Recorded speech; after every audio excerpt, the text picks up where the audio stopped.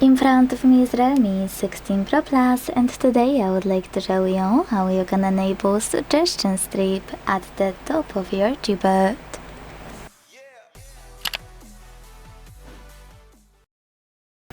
First of all, you need to open Settings and scroll all the way down to select System and Update.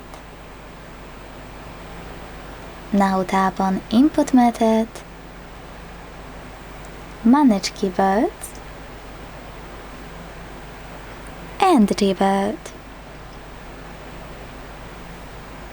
Following that, select this section here, called Corrections and Suggestions, and scroll to use this switcher next to Suggestion Strip. When it turns blue, go back to check out your Gboard.